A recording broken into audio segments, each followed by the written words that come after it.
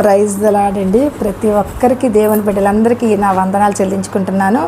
ఆ దేవాది దేవుడికి, తండ్రి అయిన దేవుడికి స్తోత్రాలు చెల్లించుకుంటున్నానండి. ఈరోజు చాలా టైం అయిపోయింది, ఒక్క వీడియో కూడా చేయలేదు. అదే బాధగా ఉంది.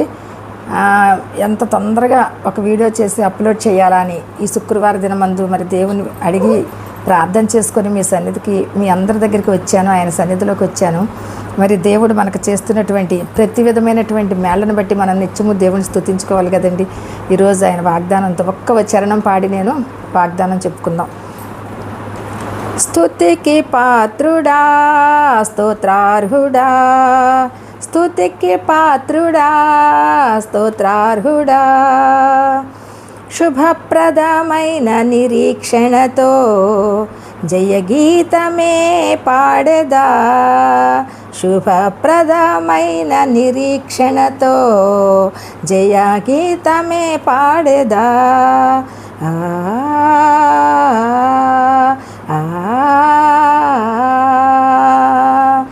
నా కృప నిన్ను విడువదంటివే, నా కృప నీకు చాలునంటివే, నా కృప నిన్ను విడువదంటివే, నా కృప నీకు చాలునంటివే.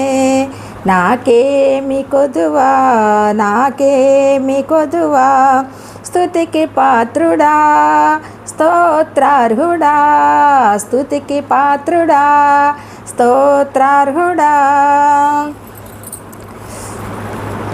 ప్రైజ్ ద లార్డ్ అండి. మరి ఒక్క చరణమే పాడి చెప్దామనుకున్నాను. యెషయా గ్రంథము 54వ అధ్యాయంలో దేవుని యొక్క వాగ్దానం చెప్పుకుందాం మనం. యెషయా గ్రంథము 54వ అధ్యాయం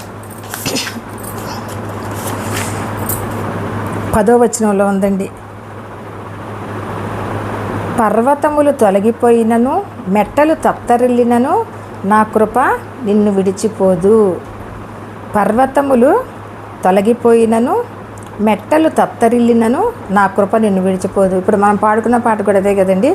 ఆయన మనల్ని ప్రేమించి మనల్ని ఆశీర్వదిస్తే ఆయన కృప మనకి ఎప్పటికీ కూడా తోడుగా ఉంటుందండి. ఆయన కృప మనల్ని విడిచి వెళ్ళేటటువంటిది కాదు అని చెప్తున్నారండి. ప్రభు వాగ్దానం ఎంత గొప్పదో చూడండి. శుక్రవారం దినమందు మరి ఆయన మనకి ఇచ్చినటువంటి గొప్ప వాగ్దానాన్ని ఎత్తిపెట్టి మనం ప్రార్థన చేసుకుందాం.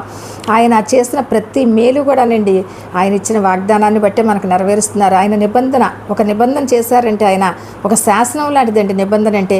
ఆ నిబంధన కనుక ఆయన చేస్తే మనల్ని ఎప్పటికీ విడిచిపెట్టేటటువంటి దేవుడు కాదు, మనల్ని ఎప్పటికీ కూడా చేయి పట్టుకొని నడిపించేటటువంటి దేవుడండి. ఆయన కృపలో మనందరం కూడా దీవించబడాలని కోరుకుంటున్నాం.